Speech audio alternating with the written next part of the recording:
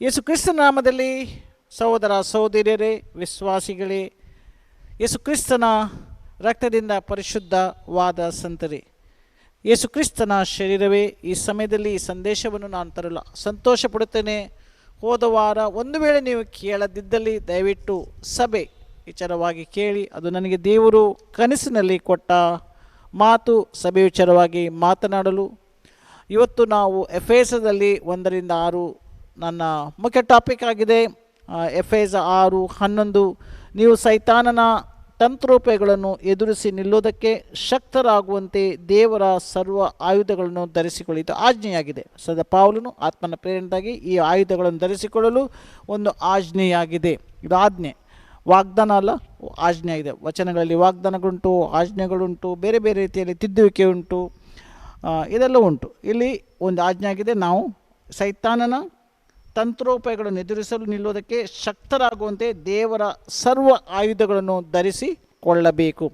ಪ್ರಿಯರೇ, ನಾವಿದನ್ನು ಘೋಷಿಸ್ತೇವೆ, ಆದರೆ ಇದು ಬಹಳ ಅಗತ್ಯ ಅರ್ಥ ಮಾಡಿಕೊಳ್ಳಲು. ಇದರ ವಿಚಾರವಾಗಿ ನಾನು ಇವತ್ತು, ಇದೊಂದು ಸಭೆಯ ಭಾಗವಾಗಿದೆ. ನಾನು ಇದನ್ನು ಕಲಿಸಲು ದೇವರು ಕೊಟ್ಟ ಆಜ್ಞೆ ಪ್ರಕಾರ ತಲೆಬಗ್ಗಿಸಿ ಕಲಿಸ್ತಾ ಇದ್ದೇನೆ. ದಯವಿಟ್ಟು ಕೇಳಿ. ಮತ್ತು ಇದು ನಿಜವಾಗಿ ಯಾರಿಗೆ ವಾಕ್ಯ ಕಲೀಲಿಕ್ಕೆ ಆಸೆ ಉಂಟು, ಆಳವಾಗಿ ಹೋಗಲಿಕ್ಕೆ ಆಸೆ ಉಂಟು ಅಂಥವರಿಗೆ ಮಾತ್ರ ಸಹಾಯವಾಗ್ತದೆ. ಭಾಳ ಅಗತ್ಯ. ಯಾಕಂದರೆ ಈ ಅಂತ್ಯಕಾಲದಲ್ಲಿ ನಾವು ಅನೇಕರು ವಿಶ್ವಾಸದಿಂದ ಬಿದ್ದು ಹೋಗುವ ಸಮಯ. ಯಾಕೆಂದರೆ ದೇವರ ವಚನದಲ್ಲಿ ನಮಗೆ ಸರಿಯಾದ ಜ್ಞಾನವಿಲ್ಲದಿದ್ದರೆ ನಿಶ್ಚಯವಾಗಿ ನಾವು ಬಿದ್ದು ಹೋಗುತ್ತೇವೆ. ಅದರಿಂದ ದಯವಿಟ್ಟು ಕೇಳಿ ಮತ್ತು ದೇವರಲ್ಲಿ ಬೆಳೆಯಿರಿ.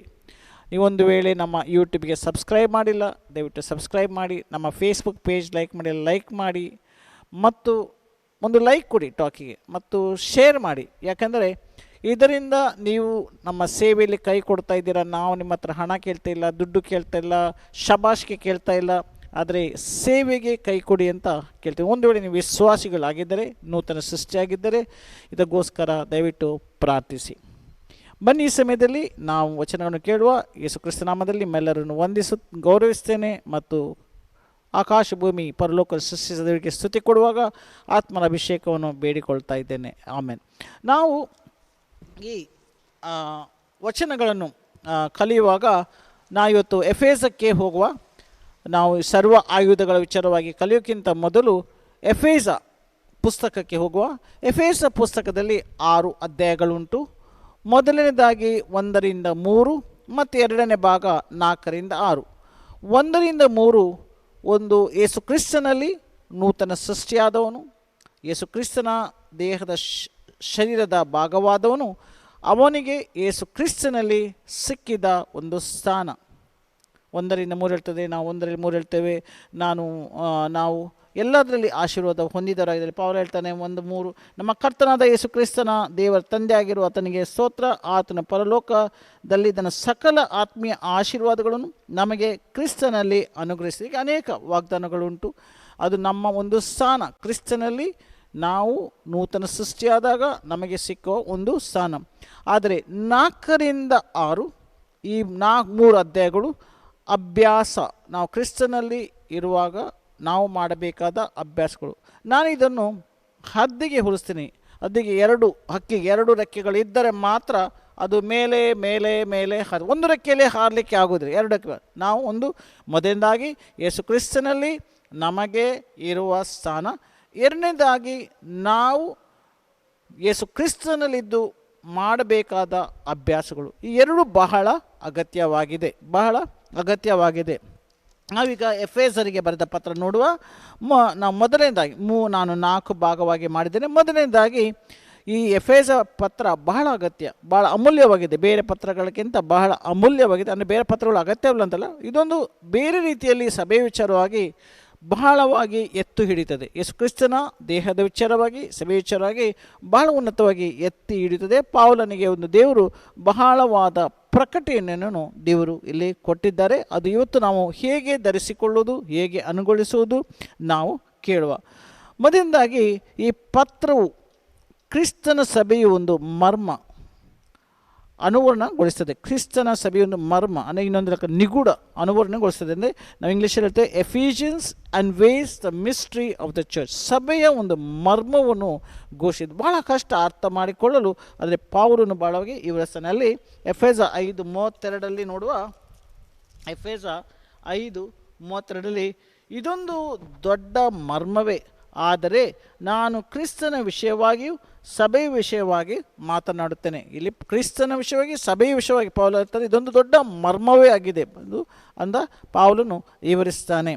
ಅದು ನಾವು ನೋಡಬಹುದು. ಎಫೆಸ 3:5-37 ಅನೇಕ ವಚನಗಳನ್ನು ನಾವು ನೋಡಬಹುದು. ಎರಡನೇ ಭಾಗ ನಾನು ಹೇಳಲು ಆಸೆ ಪಡ್ತೇನೆ. ಈ ಪತ್ರವು ಕ್ರಿಸ್ತನ ಸಂಪೂರ್ಣತೆಯನ್ನು ಕ್ರಿಸ್ತನ ದೇಹದ ಮುಖಾಂತರ ವ್ಯಕ್ತಪಡಿಸುತ್ತದೆ. ಈ ಪತ್ರವು ಕ್ರಿಸ್ತನ ಸಂಪೂರ್ಣತೆಯನ್ನು ಕ್ರಿಸ್ತನ ದೇಹ ಅಂದರೆ ಸಭೆಯ ಮುಖಾಂತರ ವ್ಯಕ್ತಪಡಿಸುತ್ತದೆ. ಕ್ರಿಸ್ತನ ಸಂಪೂರ್ಣತೆಯನ್ನು ಕ್ರಿಸ್ತನು ಈ ಸಭೆಯ ಮುಖಾಂತರ ಹೇಗೆ ಮಹಿಮೆ ಹೊಂದುತ್ತಾನೆ, ಹೇಗೆ ಕೆಲಸ ಮಾಡುತ್ತಾನೆ ಎಂದು ಈ ಪತ್ರವು ಬಹಳವಾಗಿ ವಿವರಿಸುತ್ತದೆ. ಮೂರನೇದಾಗಿ ನಮಗೆ ಗೊತ್ತುಂಟು, ಇಸ್ರಾಯೇಲ್ ಜನಾಂಗವು ಯೆಹೂದ್ಯರು ಆರಿಸಿಕೊಂಡ ಜನರಾಗಿದ್ದರು. ಅವರಿಗೆ ಅನೇಕ ವಾಗ್ದಾನಗಳು, ದೇವರ ಜೊತೆಗೆ ಒಡಂಬಡಿಕೆಯನ್ನು ಮಾಡಿದ್ದರು. ಆದರೆ ಇಲ್ಲಿ ಪೌಲ ಹೇಳುತ್ತಾನೆ, ಯೇಸು ಕ್ರಿಸ್ತನ ಪರಿಶುದ್ಧ ರಕ್ತದಿಂದ ನಾವು ಪರಿಶುದ್ಧ ಆದ ಕಾರಣ ಯೆಹೂದ್ಯರಿಗೆ ಕೊಟ್ಟ ವಾಗ್ದಾನ ಮತ್ತು ನಮಗೆ, ನಾವು ಬೇರೆ ಅಲ್ಲ, ನಾವು ಒಂದೇ ಆಗಿದ್ದೇವೆ. ಯೆಹೂದ್ಯರು ನಾವು ಕೂಡ ನಾವು ದೂರ ದೇವರಿಂದ ಹೇಗೆ ಯೆಹೂದ್ಯರು ಯೋಚಿಸ್ತಾರೆ, ದೇವರಿಗೆ ಅವರು ಭಾಳ ಹತ್ತಿರವಾಗಿದ್ದವರು, ನಾವು ಕೂಡ ಇವತ್ತು ಕ್ರಿಸ್ತನಲ್ಲಿ ಭಾಳ ಹತ್ತಿರವಾಗಿದ್ದೇವೆ. ನಾವು ನಮ್ಮ ಮಧ್ಯದಲ್ಲಿ ದೇವರು ನೆಲೆಗೊಳ್ಳುತ್ತಾರೆ. ನಾವು ನೋಡುವಲ್ಲಿ ಎಫೆಸ 2:12-13-14 ಎಫೆಸ 2:13-14 ನಾವು ನೋಡುವಲ್ಲಿ ಎಫೆಸ 2:12-13-14 ನೋಡುವ. ಇದಲ್ಲದೆ ನೀವು ಈ ಕಾಲದಲ್ಲಿ ಕ್ರಿಸ್ತನಿಲ್ಲದವರು, ಇಸ್ರಾಯೇಲಿನ ಬಾಧ್ಯತೆಯಲ್ಲಿ ಹಕ್ಕಿಲ್ಲದವರು, ಪರಾಕಿಯರು, ವಾಗ್ದಾನಕ್ಕೆ ಸಂಬಂಧವಾದ ಒಡಂಬಡಿಕೆಗಳಿಗೆ ಅನ್ಯರು, ನಿರೀಕ್ಷೆ ಇಲ್ಲದವರು, ಈ ಲೋಕದಲ್ಲಿ ದೇವರಿಲ್ಲದವರು ಆಗಿದ್ದರೆಂದು ಜ್ಞಾಪಕ ಮಾಡಿಕೊಳ್ಳಿ. ನಾವು ಕ್ರಿಸ್ತನಲ್ಲಿ ಬರುವ ಮೊದಲು ನಾವು 12ನೇ ವಚನದ ಪ್ರಕಾರ ನಾವೊಂದು ಹಕ್ಕಿಲ್ಲದವರಾಗಿ ದೇವರಿಂದ ದೂರವಿದ್ದವರು ಹಾಗೆ ಆಗಿದ್ದೆವು. ಈಗಲಾದರೂ ಮೊದಲು ದೂರವಾಗಿದ್ದ ನೀವು ಕ್ರಿಸ್ತ ಯೇಸುವಿನಲ್ಲಿ ಆತನ ರಕ್ತದ ಮೂಲಕ ಸಮೀಪಸ್ಥರಾಗಿದ್ದೀರಿ. ಈಗ ನಾವು ಭಾಳ ಹತ್ತಿರವಾಗಿದ್ದೇವೆ. ಯೇಸು ದೇವರಲ್ಲಿ ನಾವು ಅವನನ್ನು ರಾಜ ಒಡೆಯೆಂದು ಆತನ ಪರಿಶುದ್ಧ ರಕ್ತದಿಂದ. 14 ನಿಮ್ಮನ್ನು ನಮ್ಮನ್ನು ಒಂದು ಮಾಡಿದ, ಅಂದರೆ ನಿಮ್ಮನ್ನಲ್ಲಿ ನಾವು ಸಭೆ, ನಮ್ಮನ್ನಲ್ಲಿ ಪೌಲನು ತನ್ನನ್ನು ಯೆಹೂದ್ಯನಾಗಿ ಗುರುತಿಸಿಕೊಳ್ಳುತ್ತಾ ಒಂದು ಮಾಡಿದ ಆತನೇ ನಮ್ಮ ಸಮಾಧಾನವಾಗಿ ನಮ್ಮಿಬ್ಬರನ್ನು ಅಂದರೆ ಯೆಹೂದ್ಯರನ್ನು ಅನ್ಯರನ್ನು ಅಂದರೆ ಸಭೆಯನ್ನು ಅಡ್ಡಗೋಡೆಯನ್ನು ಆತನು ಕೆಡವಿ ಹಾಕಿದನು. ಇದೊಂದು ಬಹಳ ಅಗತ್ಯವಾಗಿದೆ. ಅಂದರೆ ಅಲ್ಲಿ ಕ್ರಿಸ್ತನು ಯೆಹೂದ್ಯರನ್ನು ನಮ್ಮನ್ನು ಒಂದು ಮಾಡಿ ಅಬ್ರಹಾಮನಿಗೆ ಮಾಡಿದ ಎಲ್ಲ ವಾಗ್ದಾನಗಳಲ್ಲಿ ನಾವು ನೆಲೆಗೊಳ್ಳುವಂತೆ ಯೇಸು ದೇವರು ಮಾಡಿದರು.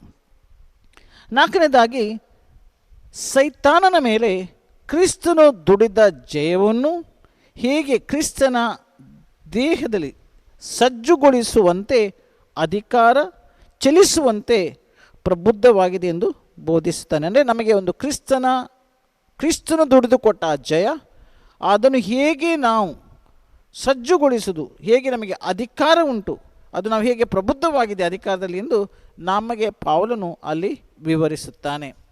ನಾವು ಮುಂದೆ ನೋಡುವ ಈಗ ಎರಡನೇ, ನಾವು ಒಬ್ಬ ವಿಶ್ವಾಸಿಯಾಗಿ ಹೇಗೆ ಅಳವಡಿಸಿಕೊಳ್ಳಬೇಕು. ನಾವು 1-3 ನಾವು ನೋಡಿದೆವು. ಅಲ್ಲಿ ನಾನು ಜಾಸ್ತಿ ಮುಟ್ಟೋದಿಲ್ಲ, ಅಲ್ಲಿ ಅನೇಕ ವಾಗ್ದಾನಗಳು ನಮಗೆ ಯೇಸು ದೇವರಲ್ಲಿ ಏನೆಲ್ಲ ಸಿಕ್ಕಿದೆ ಅಂತ.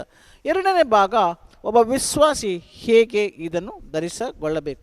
ಮೊದಲನೇದಾಗಿ ಪೌಲ ಹೇಳ್ತಾನೆ 4ರಲ್ಲಿ 1ನೇ ವಚನ, ಆದುದರಿಂದ ನೀವು ಕರೆಯಲ್ಪಟ್ಟ ಕರೆ ಇವಿಗೆ ಯೋಗ್ಯರಾಗಿ ನಡೆದುಕೊಳ್ಳಬೇಕೆಂದು ಕರ್ತನು ಸೆರೆಯವನಾದ ನಾನು ನಿಮ್ಮನ್ನು ಬೇಡಿಕೊಳ್ಳುತ್ತೇನೆ. ಪೌಲನು ಸುವಾರ್ತೆಗೆ ಸೆರೆಯಾದವನು ಹೀಗೆ ಹೇಳುತ್ತಾನೆ, ನೀವು ನಿಮ್ಮ ಕರುವಿಕೆ ಒಂದು ಯೇಸು ಕ್ರಿಸ್ತನಲ್ಲಿ ಒಡೆಯ ರಕ್ಷಕ ಒಂದು ಸಭೆಯ ದೇಹವಾಗಿರೋದು ನಮ್ಮ ಅಪ್ಪ ಅಮ್ಮ ಕ್ರಿಸ್ತರು, ಆದರೆ ನಮ್ಮ ಹಿರಿಯರು ಕ್ರಿಸ್ತರು ಅಂತ ಅಲ್ಲ. ನಾವು ಯೇಸು ದೇವರ ಒಂದು ಪ್ರಕಟಣೆಯನ್ನು ಪಡೆದು ಯೇಸು ಕ್ರಿಸ್ತನಲ್ಲಿ ಆತ್ಮನ ಮೂಲಕ ಒಂದು ಪ್ರಕಟಣೆ ಪಡೆಯುತ್ತೇವೆ.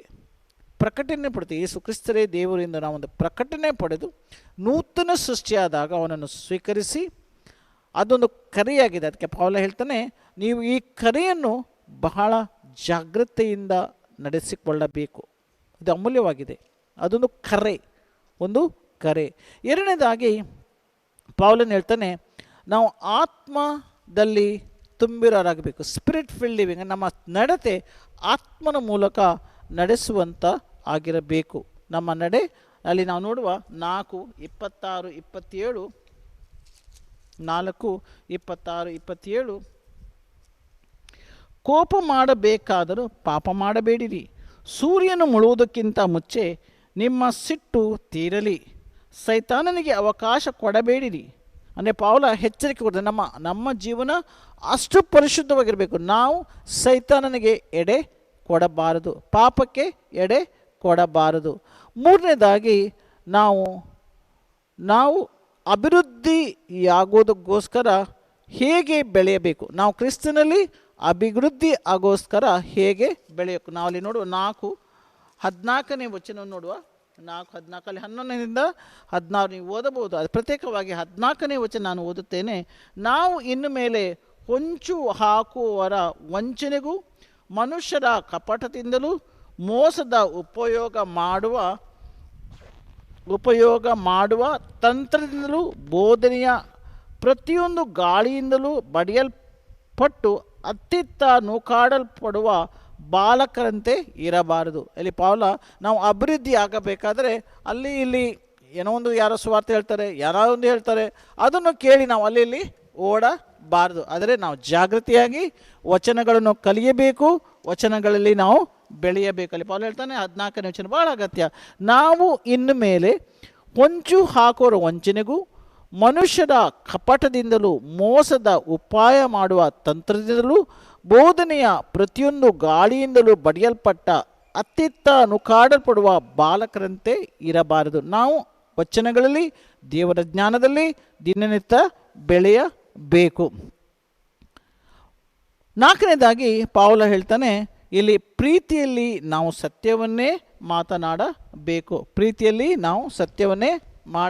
ಮಾತನಾಡಬೇಕು. ಅಲ್ಲಿ ನಾವು ನೋಡ್ತೇವೆ 15ನೇ ವಚನ, ಆದರೆ ಪ್ರೀತಿಯಲ್ಲಿ ಸತ್ಯವನ್ನು ಮಾತನಾಡುತ್ತಾ ಎಲ್ಲ ವಿಷಯಗಳಲ್ಲಿ ತಲೆಯ ತಾನೇ ಆಗಿರುವ ಕ್ರಿಸ್ತನಲ್ಲಿ ಬೆಳೀರಿ. ನಾವು ಸತ್ಯದಿಂದ, ಅಂದರೆ ವಚನಗಳ ಮುಖಾಂತರ, ವಚನ ಹೇಳ್ತದೆ ಅದರ ಮುಖಾಂತರ ಆ ಪ್ರಕಾರ ನಾವು ಪ್ರೀತಿಯಲ್ಲಿ ಬೆಳೆದು ನಾವು ಕ್ರಿಸ್ತನು ನಮ್ಮ ಸ್ಥಿರವಾಗಿದ್ದಾನೆಂದು ನಾವು ನಡೆಯಬೇಕು. 5ನೇದಾಗಿ ನಮ್ಮ ಜೀವನದಲ್ಲಿ ಶಿಸ್ತು ಇರಬೇಕು, ಬಹಳ ಅಗತ್ಯ. ಒಂದು ವಿಶ್ವಾಸಿಯ ಜೀವನದಲ್ಲಿ ಶಿಸ್ತು ಬಹಳ ಅಗತ್ಯ. ನಾವು ನೋಡುವ ನಮ್ಮ ಜೀವನವು ಕ್ರಿಸ್ತನಲ್ಲಿ ಶಿಸ್ತಿನಿಂದ ಬೆಳೆಯಬೇಕು. ಉದಾಹರಣೆಗೆ ಒಂದು ಉದಾಹರಣೆ ಕೊಡ್ತೇನೆ. ನಾವು ವೈಯಕ್ತಿಕ ಪ್ರಾರ್ಥನೆ, ನಾವು ಮನಸ್ಸಾದರೆ ಮಾಡೋದು, ಮನಸ್ಸಿಲ್ಲದಿದ್ದರೆ ಮಾಡೋದು, ವಚನಗಳನ್ನು ಓದೋದು, ಮನಸ್ಸಿದ್ದರೆ ಮಾಡೋದು, ಮನಸ್ಸಿಲ್ಲದರೆ ಓದದೇ ಇರೋದು, ಹಾಗೆ ಅಲ್ಲ. ನಮಗೊಂದು ಶಿಸ್ತಿರಬೇಕು. ನಾವೊಂದು ಸಮಯ ಬೆಳಿಗ್ಗೆ ನಾನು ಎದ್ದು ದೇವರಿಗೆ ಒಂದು ಅರ್ಧ ತಾಸಾದರೂ ಸ್ತುತಿ ಆರಾಧನೆಯನ್ನು ಮಾಡೇ ಮಾಡ್ತೇನೆ. ಅದು ನನ್ನ ಶಿಸ್ತು. ನಾನು ಒಂದು ಅರ್ಧ ಗಂಟೆ ವಚನಗಳನ್ನು ಓದುತ್ತೇನೆ. ಈ ಶಿಸ್ತು ಕ್ರಿಸ್ತನ ಜೀವನದಲ್ಲಿ ಬಹಳ ಅಗತ್ಯ. ಆಗ ಅದು ನಮಗೆ ಬಹಳ ಅಗತ್ಯ. ಯಾಕಂದರೆ ಸೈತಾನನ ಮೇಲೆ ಜಯದ ಆತ್ಮಿಕ ರೀತಿಯ ಸೈನಿಕರು ನಾವು ಆಗುತ್ತೇವೆ.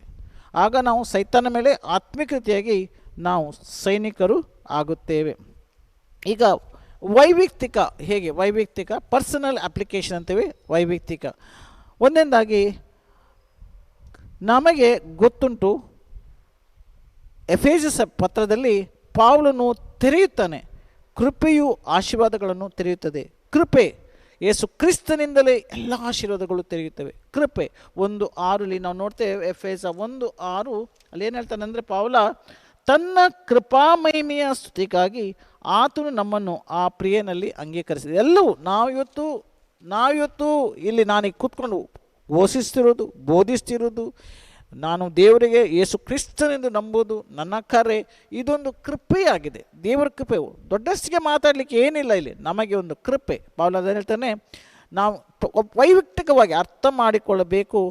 ಕೃಪೆಯು ಆಶೀರ್ವಾದಗಳು ನಮಗೆ ತೆರೆದಿದೆ. ಇದೆಲ್ಲ ಯೇಸು ಕ್ರಿಸ್ತನ ಕೃಪೆ, ನಮ್ಮದೊಂದು ಏನೂ ಇಲ್ಲ. ಎರಡನೇದಾಗಿ ಆತ್ಮಿಕ ಅಧಿಕಾರ ಅಂಧಕಾರ ಶಕ್ತಿಗಳ ಮೇಲೆ ನಮಗೆ ಇದೆ. ಬಹಳವಾಗಿ ನಂಬಬೇಕು. ಕೆಲಸ ನಾವು ಭಯಪಡ್ತೇವೆ.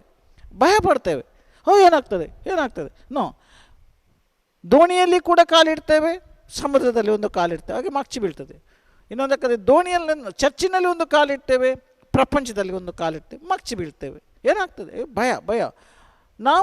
ನಾವು ಈ ಜ್ಞಾನದಲ್ಲಿ ನೆಲೆಗೊಳ್ಳಬೇಕು.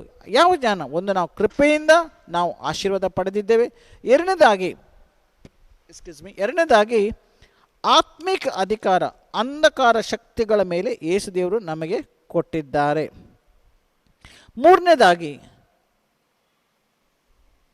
ಶಿಸ್ತು, ಒಗ್ಗಟ್ಟಿನ ಶಿಸ್ತು, ಪರಸ್ಪರಲ್ಲಿ ಒಗ್ಗಟ್ಟಿನ ಶಿಸ್ತು ಬಹಳ ಅಗತ್ಯ. ನಾವಲ್ಲಿ ನೋಡುವ ಎಫೆಸವರಿಗೆ ಬರೆದ 4:16-17 ನಾವು ನೋಡುವ 4, ದೇಹವೆಲ್ಲ ಆತನ ಮುಖಾಂತರ ಪ್ರತಿ ಕೀಲುಗಳಿಂದ ಬಿಗಿಯಾಗಿ ಜೋಡಿಸಲ್ಪಟ್ಟು ಪ್ರತಿ ಅಂಗದಿಂದ ಅದರ ಶಕ್ತಿಯ ಪ್ರಕಾರ ಸಹಾಯ ಹೊಂದಿ ಪ್ರೀತಿಯಿಂದ ತನ್ನಲ್ಲಿ ಐಕ್ಯವಾಗಿದ್ದು ಭಕ್ತಿ ವೃದ್ಧಿಯನ್ನು ಹೊಂದುತ್ತದೆ. ಯಾವಾಗ ನಾವು ಸಭೆಯಲ್ಲಿ ಪ್ರೀತಿಯಿಂದ ಇದ್ದೇವೆ, ಆಗ ನಾವು ಭಕ್ತಿಯನ್ನು ಹೊಂದುತ್ತೇವೆ. ಸಭೆಯಲ್ಲಿ ಬಹಳ ಕುಟುಂಬವಾಗಿರೋದು ಕುಟುಂಬ ಸಭೆಯಲ್ಲ ಪ್ರಿಯರೇ, ಸಭೆ. ನನ್ನ ದಯವಿಟ್ಟು ಹೋದ ವಾರದ ಪ್ರಸಂಗವನ್ನು ಕೇಳಿ, ಸಭೆ ಒಂದು ವೇಳೆ ನೀವು ಕೇಳಿಲ್ಲ ದಯವಿಟ್ಟು ಕೇಳಿ. 17ನೇ ವಚನ, ಆದುದರಿಂದ ಅನ್ಯಜನರು ನಡೆದುಕೊಳ್ಳುವ ಪ್ರಕಾರ ನೀವು ಇನ್ನು ಮೇಲೆ ನಡೆದುಕೊಳ್ಳಬಾರದೆಂದು ಕರ್ತನಲ್ಲಿ ಇರುವವನಾಗಿ ನಾನು ನಿಮಗೆ ಖಂಡಿತವಾಗಿ ಹೇಳುತ್ತೇನೆ. ಅವರು ನಿಷ್ಠಯೋಚನವಾದ ಬುದ್ಧಿಯುಳ್ಳವರಾಗಿ ನಡೆದುಕೊಳ್ಳುತ್ತಾರೆ. ಹಾಲೆಲೂಯ. ಪ್ರಯೋಜನವಿಲ್ಲದಾಗಿ ಅವರು ನಡೆದುಕೊಳ್ಳುತ್ತಾರೆ. 4ನೇದಾಗಿ ಪವಿತ್ರತನ ಬಹಳ ಅಗತ್ಯ. ಅಲ್ಲಿ 22ನೇ ವಚನ ನೋಡುವ, ಅಲ್ಲಿ 4:17-31 ಓದೋದು ಭಾಳ ಉತ್ತಮ. ಅದು ತುಂಬ ಓದಲಿಕ್ಕೆ ಹೋದರೆ ಸಮಯ ಸಾಲುವುದಿಲ್ಲ.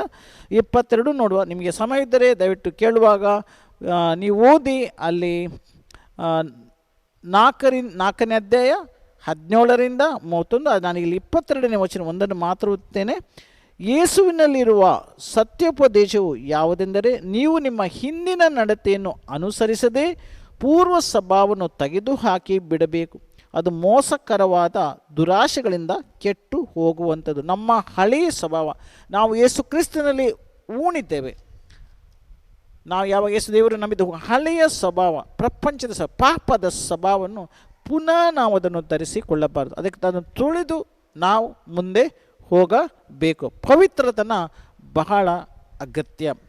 5ನೇದಾಗಿ ಕ್ಷಮೆ ಬಹಳ ಅಗತ್ಯ. ಕ್ಷಮೆ. ಅಲ್ಲಿ 4:32 ನಾವು ನೋಡುವ, ದೇವರು ನಿಮಗೆ ಕ್ರಿಸ್ತನಲ್ಲಿ ಕ್ಷಮಿಸಿದಂತೆಯೇ ನೀವು ಒಬ್ಬರಿಗೊಬ್ಬರು ಉಪಕಾರಿಗಳಾಗಿಯೂ ಕರುಣೆಯುಳ್ಳವರಾಗಿ ಕ್ಷಮಿಸುವವರಾಗಿಯೂ ಇರಿ. ಬಹಳ ಅಗತ್ಯ. ಪರಸ್ಪರನ್ನು ಕ್ಷಮಿಸುವುದು ಬಹಳ ಅಗತ್ಯ. ನಾವು ಕ್ರಿಸ್ತನಿದ್ದ ಕಾರಣ ನಮಗೆ ದೇವರು ಯಾವ ರೀತಿ, ದೇವರು ನಿಮಗೆ ಕ್ರಿಸ್ತನಲ್ಲಿ ಕ್ಷಮಿಸಿದಂತೆ ಹೇಗೆ ದೇವರು ನಮ್ಮನ್ನು ಕ್ಷಮಿಸಿದ್ದಾರೆ, ಅದೇ ಪ್ರಕಾರ ನಾವು ಪರಸ್ಪರನನ್ನು ಕ್ಷಮಿಸಬೇಕು. 6ನೇದಾಗಿ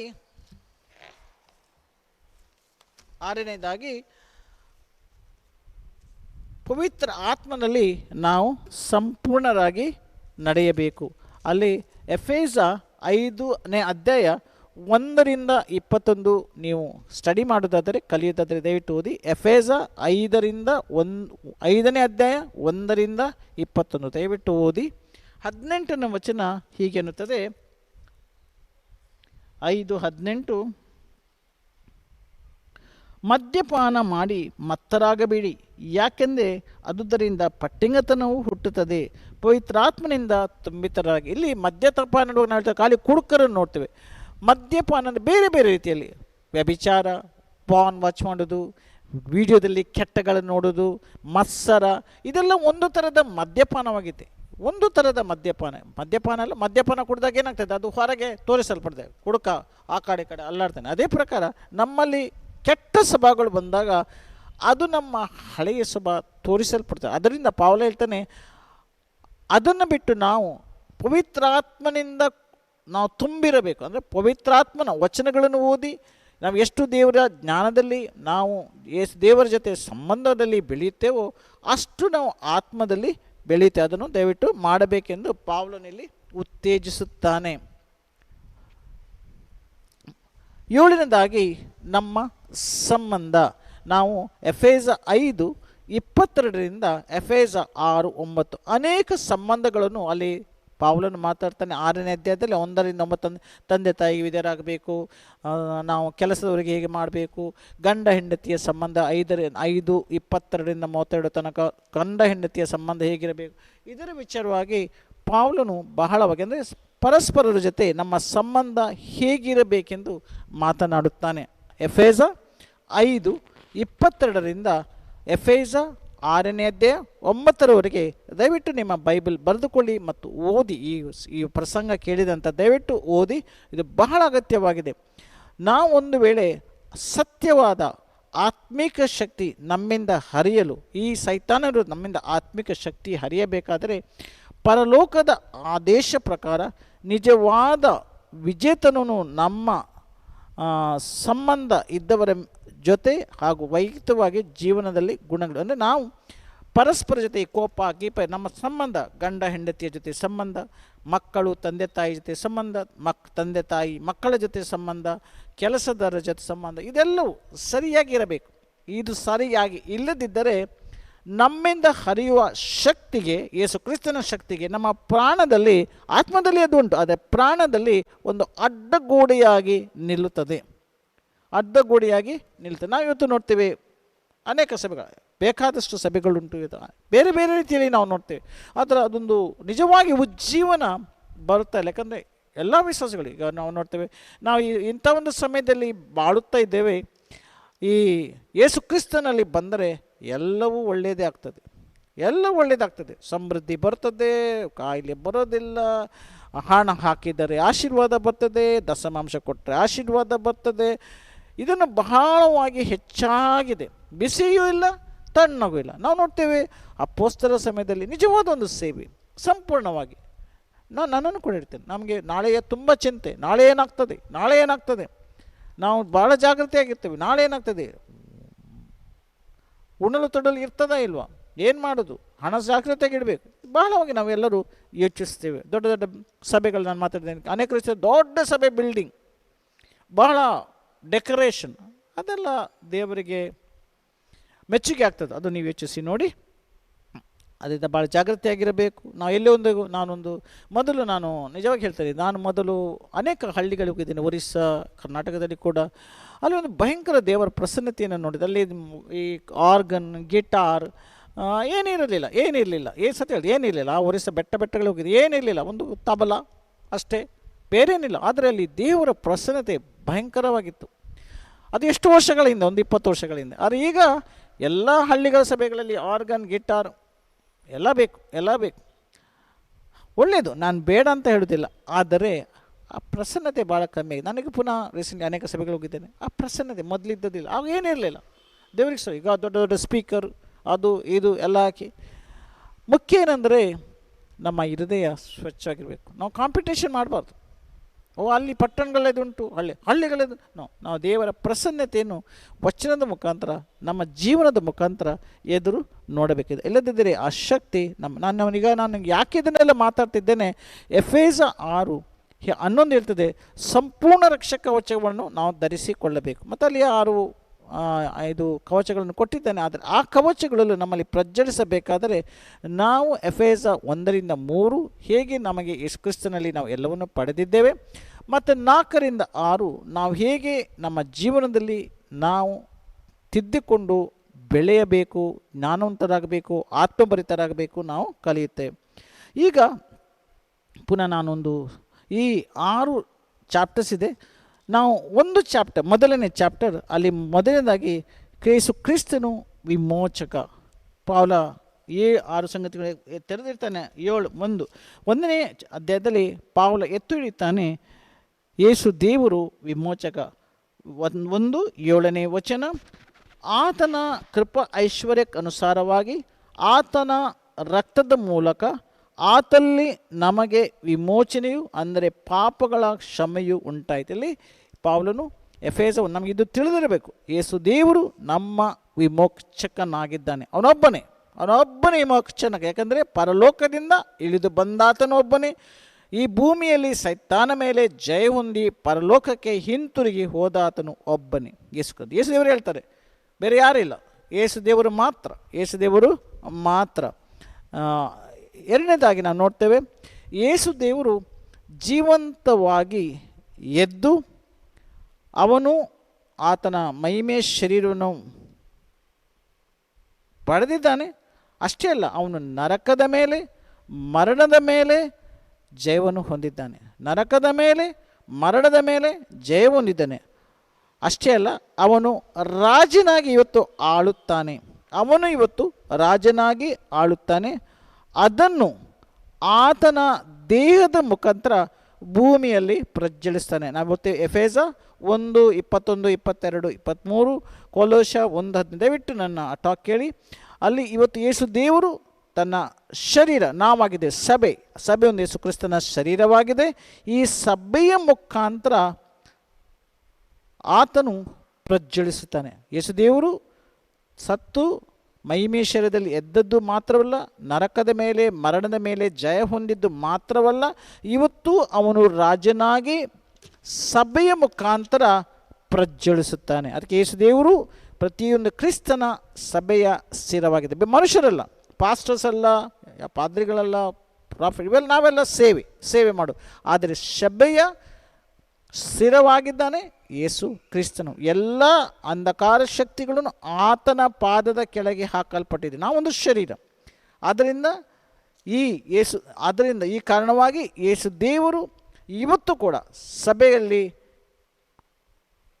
ಆತನ ಶರೀರ ಮುಖಾಂತರ ಪ್ರಜ್ವಲಿಸುತ್ತಾರೆ. ಹಾಲೆಲೂಯ. ಮೂರನೇದಾಗಿ, ಅದು ನೀವು ಎಫೆಸ 1:15-23 ತನಕ ಓದಬಹುದು ಆಳವಾಗಿ ತಿಳಿದುಕೊಳ್ಳಲು. ಮೂರನೇದಾಗಿ, ಕ್ರಿಸ್ತನು ಶಕ್ಯವಾದ ಐಶ್ವರ್ಯವಾಗಿದ್ದೇನೆ ನಮ್ಮ ಮಧ್ಯದಲ್ಲಿ, ನಮ್ಮಲ್ಲಿ ಸಭೆಯಲ್ಲಿ ಯೇಸು ಕ್ರಿಸ್ತನನ್ನು ನಂಬಿ ಒಡೆಯ ಎಂದು ಸ್ವೀಕರಿಸಿದವರಲ್ಲಿ 3ನೇ ಅಧ್ಯಾಯ 8ನೇ ವಚನ ನಾವು ನೋಡುವ. 3ನೇ ಅಧ್ಯಾಯ 8ನೇ ವಚನ ಓದುವ. ಹಾಲೆಲೂಯ. ಕ್ರಿಸ್ತನ ಶೋಧಿಸಲು ಶಕ್ಯವಾದ ಐಶ್ವರ್ಯದ ವಿಷಯವಾಗಿ ಅನ್ಯ ಜನರಿಗೆ ನಾನು ಸಾರುವ ಹಾಗೆ ಪರಿಶುದ್ಧರೊಳಗೆ ಅತ್ಯಲ್ಪನಾದ ನನಗೆ ಅನುಗ್ರಹಿಸೋಣವಾಯಿತು. ಪೌಲನಲ್ಲಿ ಕೊಚ್ಚಿಕೊಳ್ಳುತ್ತಾನೆ ಒಂದು ಲೆಕ್ಕದಲ್ಲಿ. ಈ ಐಶ್ವರ್ಯ ನಮ್ಮಲ್ಲಿ ಇವತ್ತು ಯೇಸು ದೇವರು ಇರುವುದು ಒಂದು ಎಷ್ಟು ಐಶ್ವರ್ಯಕರವಾಗಿದೆ. ನಾವು ಕೆಲವು ಸಲ ಇದನ್ನು ಅರ್ಥ ಮಾಡಿಕೊಳ್ಳಿದ್ದೇವೆ. ಈ ಪ್ರಪಂಚದ ಲೋಭಕ್ಕೆ ಬಿದ್ದು ನಮ್ಮೊಳಗಿರುವ ಯೇಸು ಕ್ರಿಸ್ತನ ಪ್ರಸನ್ನತೆ, ಯೇಸು ಕ್ರಿಸ್ತನ ಐಶ್ವರ್ಯ, ಅದೊಂದು ಹಕ್ಕು, ನಮಗೆ ಹಕ್ಕು. ಯೇಸು ಕ್ರಿಸ್ತನ ಮಗ, ದೇವರ ಈ ಭೂಮಿ ಆಕಾಶ ಪರಲೋಕವನ್ನು ಸೃಷ್ಟಿಸಿದ ದೇವರ ಮಗನಾಗಿ ಹಕ್ಕಾಗಿ ಬಾಳುವ ಈ ಐಶ್ವರ್ಯವನ್ನು ನಾವು ಮರೆತು ಬಿಡ್ತೇವೆ. ಇದು ಬಹಳ ಅಗತ್ಯ. ನಾವೊಂದು ಮಗನಾಗಿ ಯೇಸು ಕ್ರಿಸ್ತನಲ್ಲಿ, ದೇವ ತಂದೆಯ ಮಗನಾಗಿ, ಯೇಸು ಕ್ರಿಸ್ತನ ತಮ್ಮನಾಗಿ, ಆತ ನಮ್ಮ ಹಿರಿಯ ಅಣ್ಣನಾಗಿ, ಒಂದು ಕಡೆ ಬೈಬಲ್ ಹಿಬ್ರಲ್ಲಿ ಬರ್ತದೆ, ಯೇಸು ದೇವರು ನಾಚಿಕೆ ಪಡುವುದಿಲ್ಲಂತೆ ನಮ್ಮನ್ನು ಸಹೋದರ ಎಂದು ಕರೆಯಲು. ನಾವು ಅಂದರೆ ದೇವರ ಮಗನಾಗಿ, ಇದೊಂದು ದೊಡ್ಡ ಐಶ್ವರ್ಯ ನಮ್ಮಲ್ಲಿ. ನಾವು ಇದನ್ನು ಬಹಳವಾಗಿ ತಿಳಿದುಕೊಳ್ಳಬೇಕಾಗಿದೆ. ಹಾಲೆಲೂಯ. ನಾವು ಮುಂದೆ ನೋಡುವ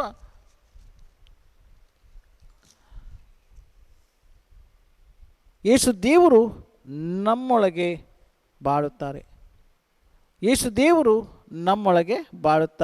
ಇದನ್ನು 3ನೇ ಅಧ್ಯಾಯ 17-20 ನಾವು ನೋಡುವ. ಯೇಸು ದೇವರು ನಮ್ಮ ಹೃದಯದಲ್ಲಿ ಬಾಳುತ್ತಾರೆ. ಹೇಗೆ ಬಾಳುತ್ತಾರೆ? ಕ್ರಿಸ್ತನು ನಿಮ್ಮ ಹೃದಯಗಳಲ್ಲಿ ನಂಬಿಕೆಯ ಮೂಲಕ ವಾಸಿಸುವಂತೆಯೂ ನೀವು ಪ್ರೀತಿಯಲ್ಲಿ ಬೇರೂರಿ ನೆಲೆಗೊಂಡು ನಿಂತು, ನಾವು ಇದು ನಂಬಬೇಕು, ಯೇಸು ದೇವರು ನಮ್ಮಲ್ಲಿ ವಾಸಿಸ್ತಾರೆ, ಪರಿಶುದ್ಧರೆಲ್ಲರೊಂದಿಗೆ ಅದರ ಅಗಲ, ಉದ್ದ, ಆಳ, ಎತ್ತರವನ್ನು ಗ್ರಹಿಸುವಂತೆಯೂ ನಾವು ಮೆಷರ್ ಮಾಡಲಿಕ್ಕೆ ಆಗೋದಿಲ್ಲ. ಎಷ್ಟು ಅಗಲ ನಾವು ಒಂದು ಪರಿಶುದ್ಧರ ಜೊತೆಗೆ ಇದು ನಮಗೆ ಯೋಚಿಸ್ಲಿಕ್ಕಲ್ಲ, ಬಹಳ ಆಗಲ್ಲ.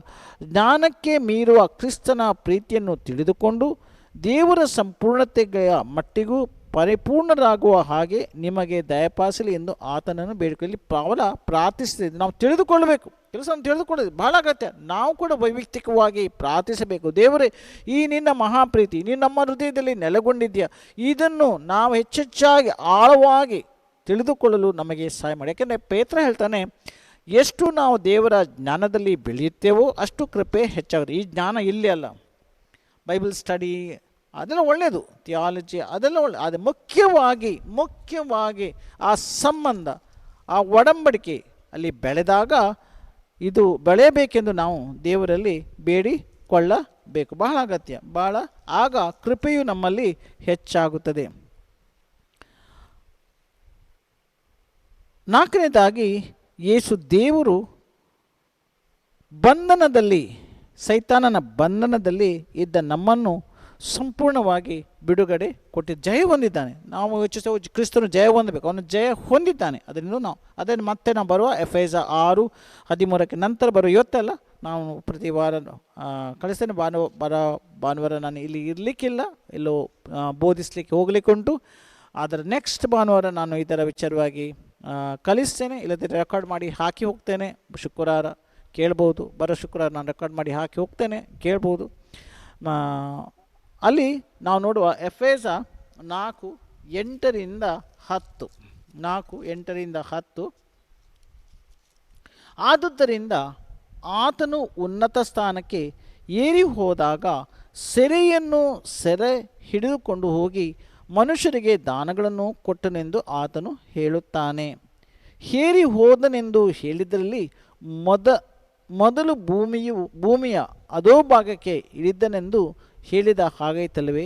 ಇಳಿದು ಬಂದಾತನು ಮೇಲಣ ಎಲ್ಲ ಆಕಾಶಗಳಿಂದ ಉನ್ನತವಾಗಿ ಹೇರಿ ಹೋದಾತನೇ. ಆದುದರಿಂದ ಆತನ ಸಮಸ್ತನು ತುಂಬಿರುವಾನಾತನು. ಅಂದರೆ ಇಲ್ಲಿ ನಾವು ಅರ್ಥ ಮಾಡಿಕೊಳ್ತೇವೆ, ಯೇಸು ದೇವರು ಪರಲೋಕದಿಂದ 3 ಆಕಾಶ ಮಂಡಲಗಳುಂಟು. ಈ 3 ಆಕಾಶ ಮಂಡಲಗಳನ್ನು ದಾರಿ ಬಂದು ಈ ಭೂಮಿಗೆ ಬಂದು ಶಿಲುಬೆಯಲ್ಲಿ ಜಜ್ಜಲ್ಪಟ್ಟು ಮರಣ ಹೊಂದಿ 3ನೇ ದಿನ ದೇವರು ಆತನನ್ನು ಎಬ್ಬಿಸಿ ಜಯಧ್ವಜವನ್ನು ಹಿಡಿದು ಈ 3 ಆಕಾಶ ಮಂಡಲಗಳಲ್ಲಿ ಹೋಗಿ ಪರಲೋಕದಲ್ಲಿ ಯೇಸು ದೇವರು ಕುಳಿತ ಕಾರಣ ಯಾರು ಈ ಸೈತಾನನ ಬಂಧನದಲ್ಲಿ ಇದ್ದರೂ ಯೇಸು ದೇವರನ್ನು ನಂಬಿ ಒಡೆಯ ರಕ್ಷಕ ಎಂದು ಘೋಷಿಸಿ ಅವನಲ್ಲಿ ನೆಲೆಗೊಳ್ಳುತ್ತಾರೋ ಅಂಥವರಿಗೆ ಇದೊಂದು ಬಲ, ಸೈತಾನನ ಬಂಧನದಿಂದ ಬಿಡುಗಡೆ ಹೊಂದುವ ಬಲ ನಾವು ಪಡೆದುಕೊಳ್ಳುತ್ತೇವೆ. 5ನೇದಾಗಿ, ಯೇಸು ಕ್ರಿಸ್ತನು ಒಬ್ಬ ಮದುಮಗನ ಚಿಹ್ನೆಯಾಗಿದ್ದಾನೆ. ಇನ್ನೊಂದು ಲೆಕ್ಕದಲ್ಲಿ ನಾನು ಹೇಳುವುದಾದರೆ, ಯೇಸು ದೇವರು ಸಭೆಯ ಒಂದು ಮದುಮಗನು ಆಗಿದ್ದಾನೆ.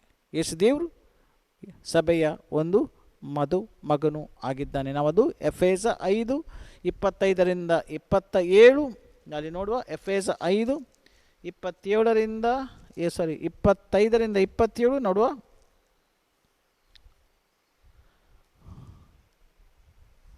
ಪುರುಷರೇ, ನೀವು ನಿಮ್ಮ ಹೆಂಡತಿಯರನ್ನು ಪ್ರೀತಿಸಿರಿ. ಬಹಳ ಅಗತ್ಯ. ಇವತ್ತು ಎಷ್ಟೋ ಕುಟುಂಬಗಳು ಹೊಡೆದೋಗ್ತಾ ಇದ್ದೇವೆ, ಯಾಕೆಂದರೆ ಪರಸ್ಪರ ಪ್ರೀತಿ ಇಲ್ಲ. ಯಾಕೆಂದರೆ ಕ್ರಿಸ್ತನು ಸಹ ಸಭೆಯನ್ನು ಪ್ರೀತಿಸಿ ಅದಕ್ಕಾಗಿ ತನ್ನನ್ನು ತಾನೇ ಒಪ್ಪಿಕೊಟ್ಟನು. ಆತನು ಅದನ್ನು ವಾಕ್ಯವೆಂಬ ನೀರಿನಿಂದ ತೊಳೆದು ಪ್ರತಿಷ್ಠಿಸಿ ಶುದ್ಧ ಮಾಡಿದಲ್ಲದೆ ಆತನು ಕಳಂಕ ಸುಕ್ಕು ಇದ್ದಂಥದ್ದು ಯಾವುದೂ ಇಲ್ಲದೆ ಪರಿಶುದ್ಧವೂ ದೋಷವಿಲ್ಲವಿದ್ದದ್ದು ಆಗಿರೋ ಮಹಿಮೆಯುಳ್ಳ ಸಭೆಯನ್ನಾಗಿ ತನಗೆ ತಾನೇ ಸಮರ್ಪಿಸಿಕೊಳ್ಳಬೇಕೆಂದಿದ್ದಾನೆ. 32ನೇ ವಚನ. ಇದೊಂದು ದೊಡ್ಡ ಮರ್ಮವೇ, ಆದರೆ ನಾನು ಕ್ರಿಸ್ತನ ವಿಷಯವಾಗಿಯೂ ಸಭೆ ವಿಷಯವಾಗಿ ಮಾತನಾಡ್ತಂದರೆ, ಯೇಸು ಕ್ರಿಸ್ತನ ಸಭೆಯ ಮದುಮಗನಾಗಿದ್ದಾನೆ, ಸ್ಥಿರವಾಗಿದ್ದಾನೆ. ಹಾಲೆಲೂಯ, ಒಡೆಯನಾಗಿದ್ದಾನೆ, ಮದುಮಗನು ಆಗಿದ್ದಾನೆ. ಕೊನೆಯದಾಗಿ ನಾನು ಮುಗಿಸುವ ಮೊದಲು ಕೊನೆಯ ಪಾಯಿಂಟ್, ಆತ್ಮಿಕ ಯುದ್ಧದಲ್ಲಿ ಯೇಸು ಕ್ರಿಸ್ತನು ಪ್ರಬಲವಾಗಿದೆ. ಇದು ದಯವಿಟ್ಟು ನಾವು ಯೇಸು ಕ್ರಿಸ್ತನಲ್ಲಿ ನೆಲೆಗೊಳ್ಳದೆ, ಈ ವಚನಗಳಲ್ಲಿ ನೆಲೆಗೊಳ್ಳದೆ ಆತ್ಮಿಕ ಯುದ್ಧ ಮಾಡೋದು ಬಹಳ ಸಂಕಷ್ಟವಾಗಿದೆ. ನಾವೆಲ್ಲ ಈ ಗುಣಗಳನ್ನು ಧರಿಸಿಕೊಳ್ಳಬೇಕು. ಎಫೆಸ 6ಕ್ಕೆ ಹೋಗೋ ಮೊದಲು 6:10-18 ನಾವು ಇಲ್ಲದರೆ ಆ ಶಕ್ತಿ ಆ ಪ್ರಾಣ ಅಡ್ಡ ಬರ್ತದೆ, ನಮ್ಮ ಪಾಪ ಅಡ್ಡ ಬರ್ತದೆ. ಅದರಿಂದ ಬಹಳ ಅಗತ್ಯ. ನಾವು ಅದೇ ಎಫೆಸ 1-3 ನಾವು ಯೇಸು ಕ್ರಿಸ್ತನಲ್ಲಿ ಯಾರಾಗಿದ್ದೇವೆ, 4-6 ನಾವು ಕ್ರಿಸ್ತನಲ್ಲಿ ಹೇಗೆ ಜೀವಿಸಬೇಕು, ಬಹಳ ಅಗತ್ಯ. ಆದ್ದರಿಂದ ಕೊನೆಯದಾಗಿ ಆತ್ಮಿಕ ಯುದ್ಧದಲ್ಲಿ ಯೇಸು ಕ್ರಿಸ್ತನು ಪ್ರಬಲವಾಗಿದ್ದಾನೆ, ಅವಶ್ಯಕತೆಯ ಪೂರೈಕೆಯ ಸಾಧನೆಯ ಬಲವಾಗಿದ್ದಾನೆ. ಯಾವಾಗ ನಾವು ಅದನ್ನು ಧರಿಸಿಕೊಳ್ಳಬೇಕು, ಯಾವಾಗ ನಾವು ಧರಿಸಿಕೊಳ್ತೇವೆ, ನಿಶ್ಚಯವಾಗಿ ಯೇಸು ಕ್ರಿಸ್ತನು ನಮ್ಮಲ್ಲಿ ದುರಾತ್ಮಗಳ ವಿರುದ್ಧ ಪ್ರಬಲವಾಗಿದ್ದಾನೆ, ಅವಶ್ಯಕತೆ ಪೂರೈಕೆಯ ಸಾಧನೆಯ ಬಲವಾಗಿದ್ದಾನೆ. ಹಾಗಾದರೆ ಬನ್ನಿ ಪ್ರಿಯರೇ, ನಾವು ಈ ವಚನಗಳನ್ನು ಬರುವಾರ ಮುಂದುವರಿಸ್ತೇವೆ.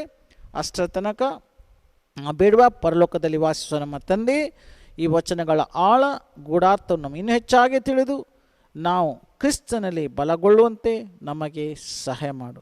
ಅಪ್ಪ ತಂದೆ, ಕೇಳುವ ಪ್ರತಿಯೊಬ್ಬ ಸಹೋದರ ಸಹೋದರಿಯನ್ನು ನನ್ನನ್ನು ನಿನ್ನಲ್ಲಿ ಸಮರ್ಪಿಸ್ತಾ ಇದ್ದೇನೆ. ನಿನ್ನಲ್ಲಿ ಬೆಳೆಯಲು, ನಿನ್ನಲ್ಲಿ ನೆಲೆಗೊಳ್ಳಲು ನಿನ್ನ ಕೃಪೆ ನಮಗೆ ಕೊಟ್ಟಿದ್ದೀಯಾ. ಆ ಕೃಪೆಯನ್ನು ಧರಿಸಿಕೊಂಡು ನಿನ್ನ ನಾಮವನ್ನು ಕೊಂಡಾಡಲು ನಮಗೆ ಸಹಾಯ ಮಾಡು. ಪವಿತ್ರಾತ್ಮನ ಅಭಿಷೇಕ ನಮಗೆ ಕೊಟ್ಟಿದ್ದೀಯಾ, ಆ ಅಭಿಷೇಕದಲ್ಲಿ ಬೆಳೆಯುವಂತೆ ನಮಗೆ ಸಹಾಯ ಮಾಡೆಂದು ಯೇಸು ಕ್ರಿಸ್ತ ನಾಮದಲ್ಲಿ ಬೇಡಿ ಹೊಂದಿಕೊಂಡಿದ್ದೇವೆ. ದೇವರು ನಿಮ್ಮನ್ನು, ನಿಮ್ಮ ಕುಟುಂಬವನ್ನು ಆಶೀರ್ವದಿಸಲಿ. ಪುನಃ ನಾನು ಬೇಡಿಕೊಳ್ತಾ ಇದ್ದೇನೆ, ಒಂದು ವೇಳೆ ನೀವು ಲೈಕ್ ಮಾಡಿಲ್ಲ, ಸಬ್ಸ್ಕ್ರೈಬ್ ಮಾಡಿಲ್ಲ, ಬೇರೆಯವರಿಗೆ ಕೂಡ ಉತ್ತೇಜನ ಕೊಡಿ ಸಬ್ಸ್ಕ್ರೈಬ್ ಮಾಡಲಿಕ್ಕೆ ಮತ್ತು ಲೈಕ್ ಮಾಡಲಿಕ್ಕೆ. ಅಷ್ಟೇ ಅಲ್ಲ, ಪ್ರತಿ ಭಾನುವಾರ ಇಲ್ಲಿ ನಾವು ಬೆಳಿಗ್ಗೆ 9:30 11ವರೆಗೆ ಆರಾಧನೆ, ವಾಕ್ಯಗಳನ್ನು ಹಿಂದಿ ಭಾಷೆಯಲ್ಲಿ, ಕನ್ನಡ ಭಾಷೆಯಲ್ಲಿ, ಇಂಗ್ಲೀಷ್ ಭಾಷೆಯಲ್ಲಿ ಬೇರೆ ಬೇರೆ ಕೊಡುತ್ತೇವೆ. ಮತ್ತು ನಂತರ ಪ್ರೀತಿಯ ಒಂದು ಒಟ್ಟಿಗೆ ನಾವು ಊಟ ಮಾಡ್ತೇವೆ. ನಿಮ್ಮೆಲ್ಲರನ್ನು ಯೇಸು ಕ್ರಿಸ್ತನ ನಾಮದಲ್ಲಿ ನೀವು ಮಂಗಳೂರು ಪಟ್ಟಣದಲ್ಲಿದ್ದರೆ ಸ್ವಾಗತಿಸ್ತೇವೆ. ಇಲ್ಲದಿದ್ದರೆ ನೀವು ಲೈವ್ ನೋಡ್ಬೋದು. ದೂರದಲ್ಲಿದ್ದರೆ, ಮಂಗಳೂರಲ್ಲಿದ್ದರೆ ದಯವಿಟ್ಟು ಬನ್ನಿ. ಒಂದು ವೇಳೆ ಮಂಗಳೂರು ಪಟ್ಟಣದಿಂದ ಹೊರಗಿದ್ದರೆ ದಯವಿಟ್ಟು ನೀವು ಲೈವ್ ನೋಡ್ಬೋದು. ಲೈವ್ ನೋಡಲಿಕ್ಕೆ ಆಗೋದಿಲ್ಲ, ಬೆಳಗ್ಗೆ ಸಭೆಗೆ ಹೋಗಿದ್ದೀರಾ, ದಯವಿಟ್ಟು ಮಧ್ಯಾಹ್ನ ನಂತರ ಕೇಳಿ ಬೇರೆಯವರನ್ನು ಕೂಡ ಉತ್ತೇಜಿಸಿ. ದೇವರು ನಿಮ್ಮ ಕುಟುಂಬವನ್ನು, ನಿಮ್ಮನ್ನು, ನಮ್ಮನ್ನೆಲ್ಲರನ್ನು ಯೇಸು ದೇವರು ಬೇಗನೆ ಬರಲಿದ್ದಾರೆ. ಶಲೋಮ್.